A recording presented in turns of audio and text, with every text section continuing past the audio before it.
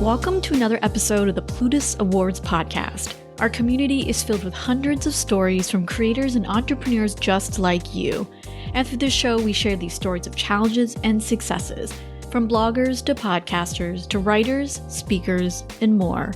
Today's guest is Kevin L. Matthews II, who's a #1 best-selling author, former financial advisor, and founder of Building Bread, a website that inspires individuals to set, simplify, and achieve any financial goal. Kevin regularly speaks to young adults across the country and has been featured in several media publications and productions, including the Wall Street Journal, New York Times, and Forbes.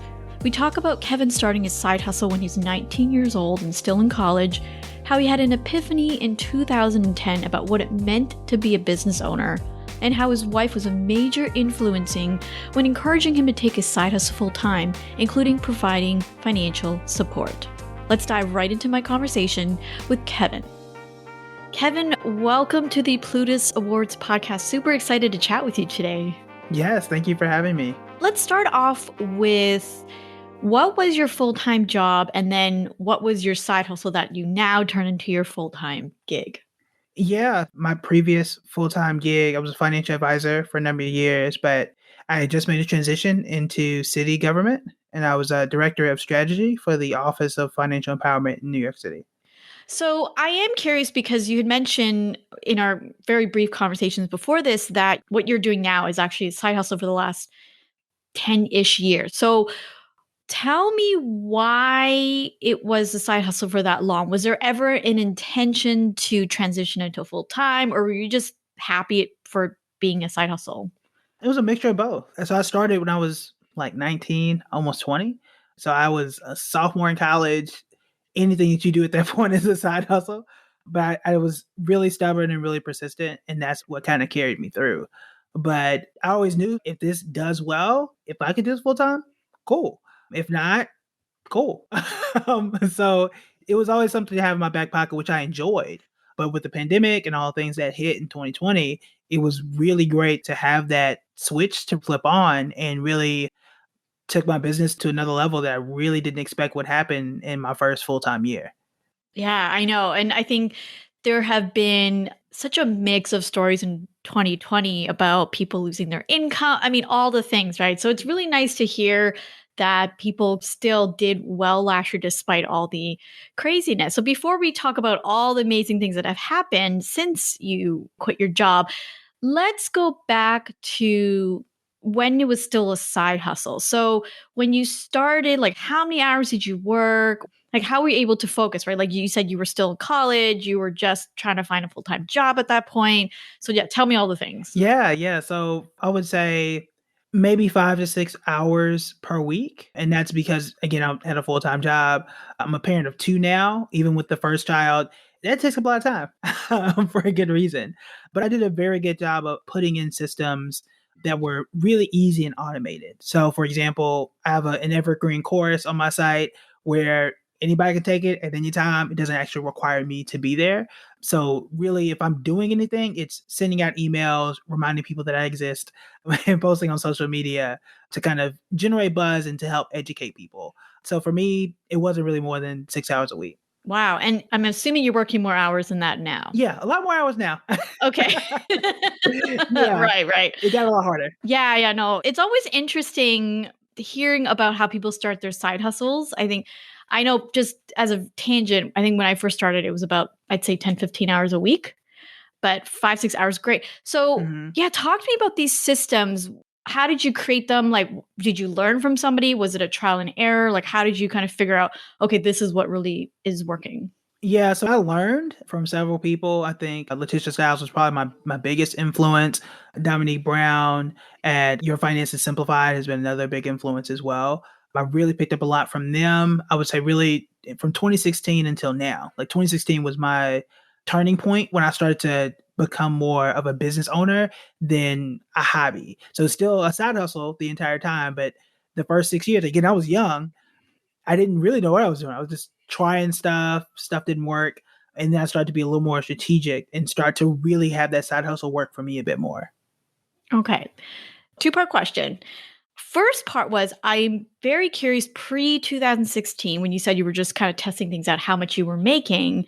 And then the second part is what were some of the things that you tried that did not work and what was the lesson you learned from it? Yeah, I started in 2010. So 2010 to about 2013, we're looking at a grand total of like $300. Like it was not working at all. I tried blogging. People didn't care about what I wrote. I did do an ebook. It was my very first book I wrote, but I let that one go for free. I did not collect email addresses, which that still bites me to this day. So I have no idea how many people downloaded that book. People emailed me, so I know it was good, but that's just a missed opportunity there. So yeah, tried blogging. That didn't work. I tried doing seminars, tried speaking at colleges, and just really wasn't getting any traction at all. And then 2016 is when I really started to listen to other entrepreneurs. I was stubborn. I wanted to do it myself. And I thought I had a perception that everybody that I saw who was successful really did it on their own. I did not realize that there are coaches and mentors and teams of people that help you to organize your business and help you get to that next level. So I started to learn about the importance of building an email list. I was able to learn how to market a book. I wrote my book in 2014. It did not become a bestseller until 2016 from the stuff that I learned. So I had to really push that book out there. Another thing I had that didn't work was social media. I'm good at social media now, but I used to tweet at certain times of the day. I used to post on Facebook, no traction at all. But that stuff changed significantly after that. So, out of curiosity, before 2016, did you pay for any type of education or did you pay for any type of help for that side hustle? Not a dime. I didn't, young and dumb, right? Like, so I don't even think I read any business books. Like I was into finance and I thought if I was the best learner of investing and of financial literacy, then that would translate into business success or to side hustle success. And that wasn't the case. So I really don't even think I read my first business book on how to grow a side hustle until like 2015, 2016. And what was that book? The first one I read, I think it was a 4-hour work week. That was the first one. And that's when I kind of learned like, oh, I don't have to do everything. And it doesn't have to cost me like all night trying to put this together. And then the second one was Launch. And I'm really bad at authors' names, but Launch was an incredible book. Jeff Walker, if I'm not mistaken. It's a blue book. I'm really good at colors. I'm a visual learner. But that one was like, oh my God, this is what I've been missing. This is how people set this up. And I just tried to really snowball that over the next 4 or 5 years. Awesome. You had mentioned that 2016 was really when you made that switch or that light bulb kind of went up for like, okay, now I'm just kind of fumbling around to becoming more of a legit business owner. And you'd mentioned a couple of people like Letitia Stiles, who's awesome, by the way. At that point, were you more convinced, okay, maybe I need to like invest a couple of dollars into this business. Maybe I should hire a coach, get some courses. Like what really were the practical things that helped you really make that switch? Reading was a part of it, and then hiring a coach. I had a very long internal debate with myself as to whether I should really bite the bullet and get a coach. Would they really understand who I was and what I tried to do? And would I really get the return on investment? Because I didn't want to spend $1,000, $2,000 for someone to help me and then it not work. So I had maybe a week-long process where I was sitting really just debating, writing down what I was thinking, what I was reflecting, and then like, what would it take for me to make this money back? And it did work. I mean, that was probably the most impactful investment I've ever made at that point in time. And that's what gave me the blueprint that I've continuously used and tweaked over time to get my business to where it is. And so when you hired this coach and they obviously give you like a lot of accountability and all of those things, was there like a specific point in time or a specific maybe coaching session where you're like, okay, I'm so going to make my money back from this investment? Yeah, so it was after I made that move. So the coach was Letitia, in full transparency. So she said, look, you're good at teaching. I was a teacher before becoming a financial advisor. You're great at explaining stuff. You need to do a webinar. So we set up the entire process of doing a webinar. She said at the end, you can have a pitch and sell your course for like, at the time, I don't know, it was like $200 or something like that. I had never done that before. I'm like, I've never done a webinar. I've never sold anything online like this. What if people don't pay? Like all the questions that anybody would have. That first webinar, I think I made like close to like $1,400 in the first one. I'm like, oh my God, this actually worked. It was like, I've almost made all my money back. And then she helped me to understand my price rates. Was I charging enough at the time? I think for individual clients, if they wanted me to sit down, help them with their budget, help them to understand their investments, at the time I was only charging like $25 a month, and that was it. And clearly that was not going to cut it just based on the numbers. Like, I can't have 1,000 people that I'm calling every month and to really understand everybody's situation deeply. That's not going to work. So she was like, look, she gave me a pricing sheet and said, this is where you want to be, and you can start to scale it up. And those two things alone helped me to get to a level where I could start to see like the light of day and understand what I was doing and how I wanted to move forward. Isn't it just amazing how looking back, you're like, oh, I charged that much? Yeah. Right? I was like, what was I doing? Like, I think, again, I was young too at the time. So maybe I was like, whether or not I could have afforded it. And then also like the value that I placed on myself. I was, especially in 2016, I had managed $140 million in investments for one of the major banks in New York City. I had the resume to charge whatever it was I wanted to charge. But for some reason, it was just like people don't pay this money, or people don't pay more than $25, which is actually really stupid. They will pay anything that you want if you have the commensurate value for it. And I hadn't realized that. And I had no one to tell me otherwise. Awesome. So I do want to circle back to the kids. And I know you went to grad school and you moved. Like, there were quite a number of life things that have happened. Now, just to clarify, did a lot of this happen when you still had a full-time job and this was still a side hustle? Mostly, yes. So January 10th, 2020 was when I left my full-time gig and moved to Texas. I actually really enjoyed that role. So it wasn't like, hey, I'm just going to quit and just do this thing. It was, my wife had got an amazing opportunity in Texas, so we left. It was right before the pandemic, actually. So I'm thinking, as a grad student, I'm moving to Texas. I was going hybrid, so in Austin and also online. I'm thinking, I went to the school. It's in the state of Texas. I should have no problem getting a job at all. That is not what happened. Jobs started to shut down. There were hiring freezes, and I'm looking like, I put a lot on the line for these student loans. Like, this is where's the money? Where are the jobs? So I'd been making more than I had before, but also I had to take advantage of what was going on. Because people had so many questions about the stock market, my business was a perfect place to go. So I was able to capitalize on that stuff. We had a daughter in August of 2020. And then in May, so going back in May of 2020, decided to move to Raleigh because she got another job opportunity.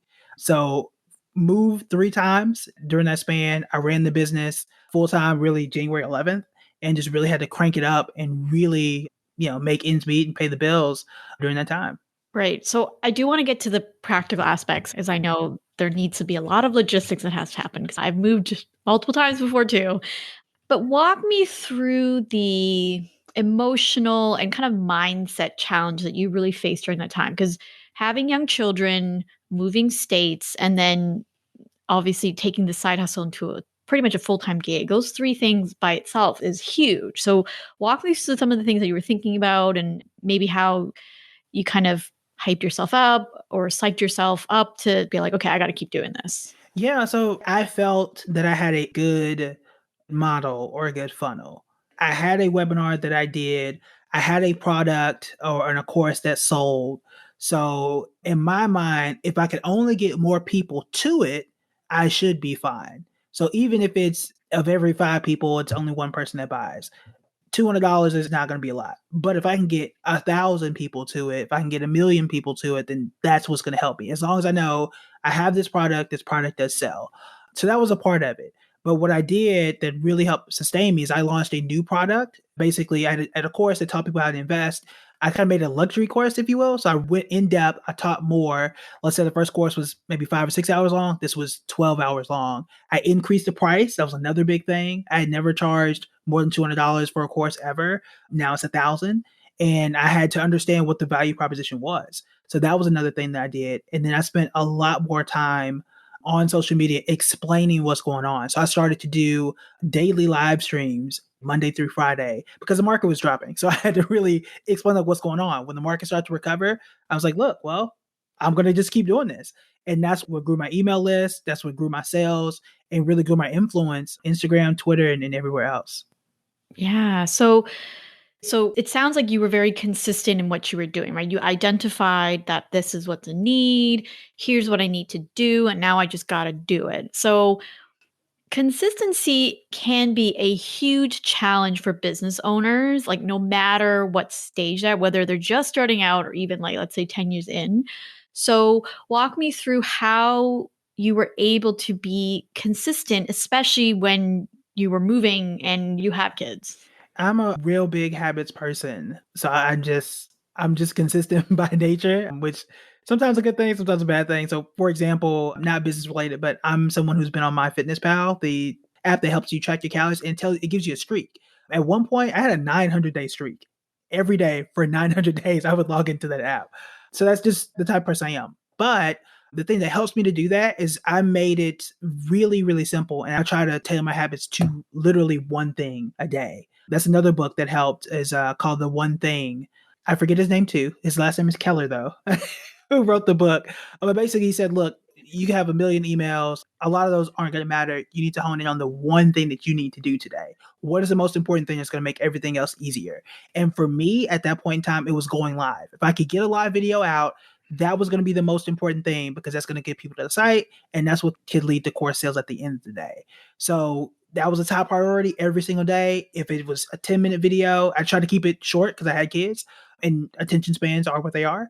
So I said, look, this is the one priority that has to happen every day. I got 24 hours to do it. All I need is 10 or 15 minutes to do this video and put it up. Yeah, that's great advice. I think 10 minutes, and I'm assuming you maybe had to just jot down some notes. I mean, if you're an expert on that topic, whatever you're teaching, it shouldn't take that long. Yeah, absolutely. And I purposely made sure that it wasn't perfect. So in the beginning, I didn't even edit the videos. I would do a Zoom share screen, like, hey, here's the article we're talking about. Or I would highlight with the mouse, like, here are the few lines that I think stand out. And that was it. I didn't have time to edit. I didn't really care because I'm like, look, I just need to get this information out. And because again, at that point in time, everything was happening so quickly. And then the more I got seasoned in it, the easier it became. And then I would edit a few things here and there.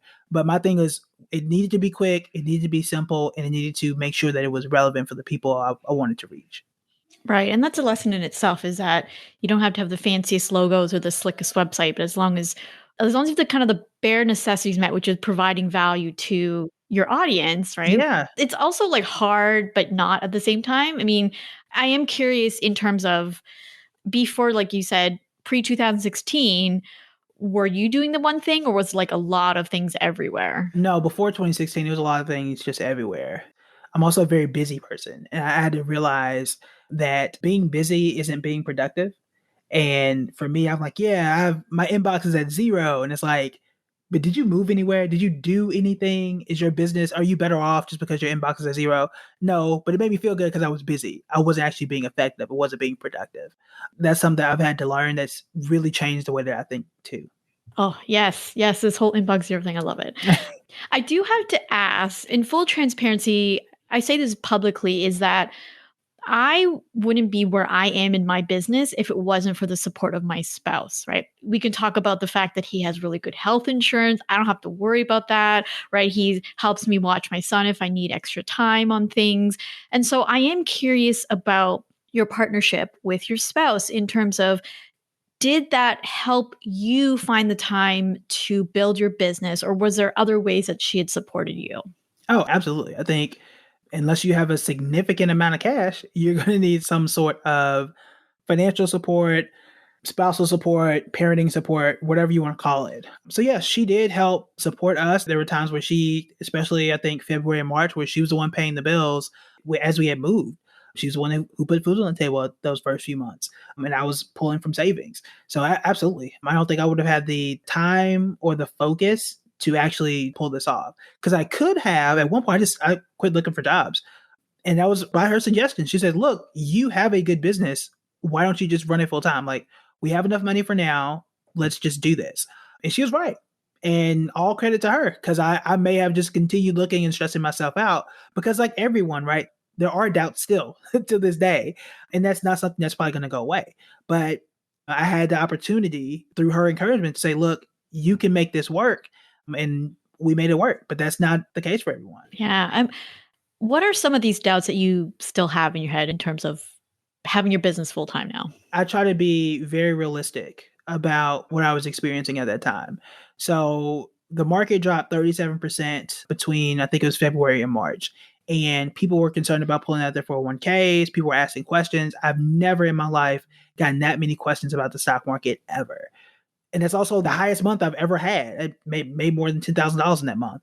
And I'm looking around like, oh my God, this is great, but this is not going to last forever. Nor do I want it to, because I too would like my investments to recover.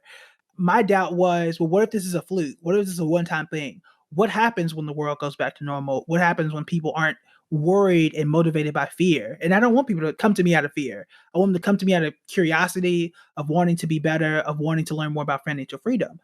What happens when the market comes back? So that was a huge concern for mine for months, until I started to figure out kind of how to market a bit better and how to just draw people naturally to my website, my business, and myself. And what were some of those tweaks that you made? Yeah, so some of those tweaks, there's a book called, and please don't ask me the author, there's a book called They Ask, You Answer. And it's basically a marketing strategy book that essentially says you take the biggest questions from your clientele and you need to make sure you answer them via video, via email, or through a blog. And that's what set myself apart, because I know the questions that my audience ask of me.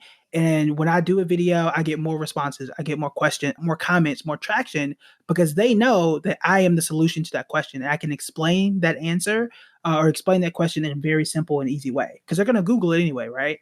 Why not find it on my site? Why not be the answer to those questions? And when you do that, people trust you. When they trust you, they buy from you. When they do that, they refer you to others.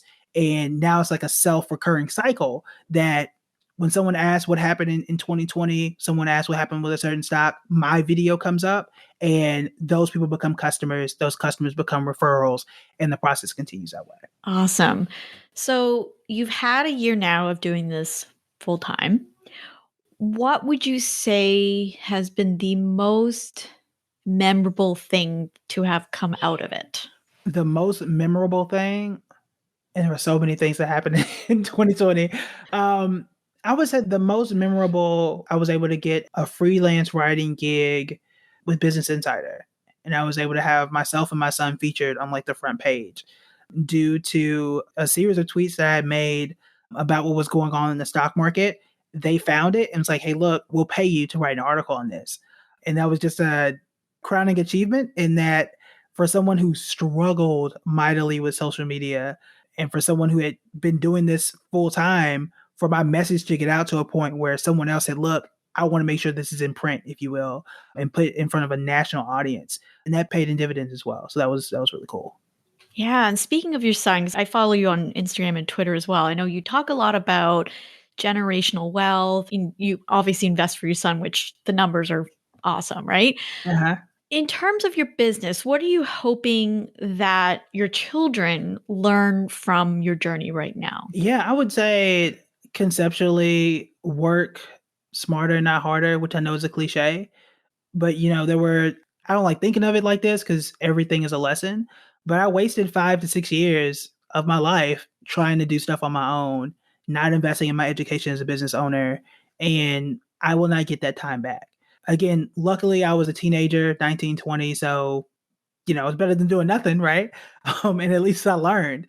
So that was a part of it. But I want them to make sure that they really invest in very specialized education, because as someone who has a degree in economics and have a master's in entrepreneurship now, which obviously, yeah, that makes sense, right? But there was far too much time where I didn't invest in that specific type of education. You can be the best chef and not know how to run a restaurant. You can be the best artist and not know how to run a museum.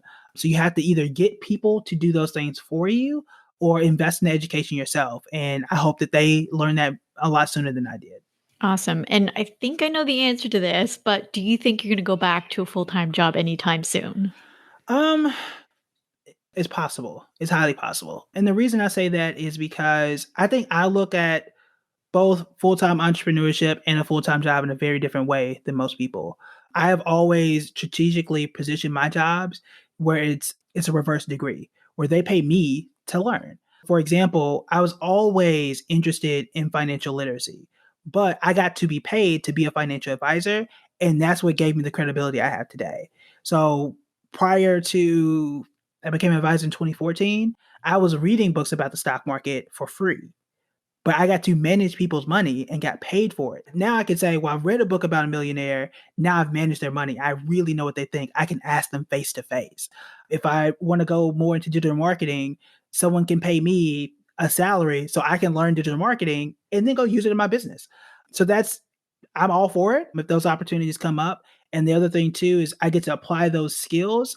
And what I always enjoy about having a full-time job too is I can now dedicate a specific income stream to boost my business. And I can say from now on, $2,000 a month, $1,500 a month, this is what's going directly into the business. And that further amplifies my side hustle. So it's definitely possible. If I were to do it, it would have to be for a specific skill that I think I'm missing and needing in my business. And I think that would be the thing I'm looking to do. Awesome. I love that line of thinking. I think that's a really great way of approaching a job. So one last question is, where do you hope to see Building Bread in 5 years? In 5 years. So I do have a spreadsheet that should things go the way we want them to, we know it does not go in a straight line. But in 5 years, I would definitely be looking at somewhere between the $1.5 to $2 million range in revenue. And that's just based on a lot of the things that I learned from 2020. I did make $1 million. I didn't get close in 2020, but I did lay the foundation there. So it's really about amplifying the amount of marketing that I'm doing and just make sure I'm a lot more savvy and hopefully hiring a team at some point between 2022, 2023 to help me kind of grow the brand, grow the business, and really hit those revenue targets. But that's the goal. We'll see what happens, but that's what I'm looking to do between now and then. Awesome. Well, I'm looking forward to see what happens in the next 5 years for you. So, Kevin, where can everyone find you online? Yeah, you can find me on all things social media at Building Bread. You can find me at buildingbread.com. All of my resources and things that help investors are all on the website as well. Awesome. Again, Kevin, thank you so much for coming on the show. Thank you for having me. Let's take a look at some lessons we can learn from this conversation with Kevin. Number one is don't be afraid to invest or look for outside help for your side hustle. Now, for Kevin, for many years, he had just experimented with things and then really realized, okay, I can actually ramp up this side hustle as a business, take it a lot more seriously.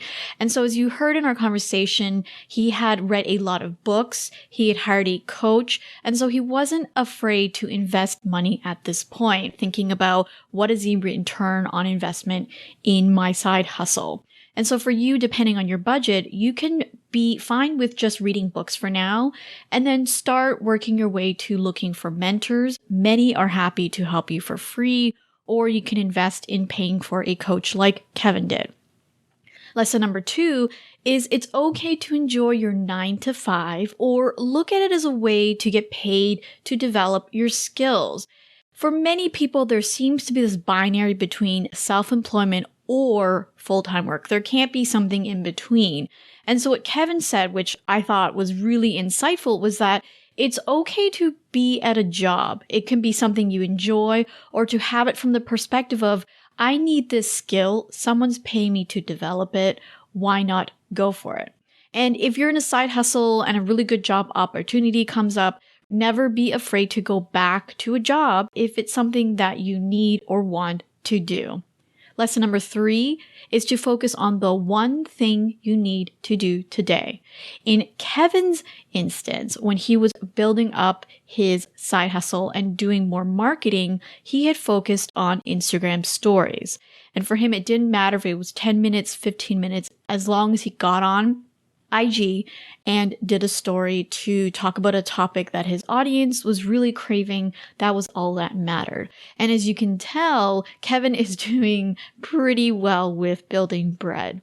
So I encourage you to think of what is the one thing that you need to do, no matter how small it is, to move your side hustle or to move your business forward, and do that consistently. And I'm sure that you will see your side hustle or your business grow. All right, I hope you enjoyed today's episode, and thank you so much for listening to the Plutus Awards Podcast. If you're interested in collaborating with other financial bloggers, podcasters, influencers, and more to chat about your work, interests, ask and answer questions, come join our Facebook community. Search for Plutus Community in the search bar or head to facebook.com/groups/Plutus Community. We hope to see you there and get a chance to support you and your amazing work.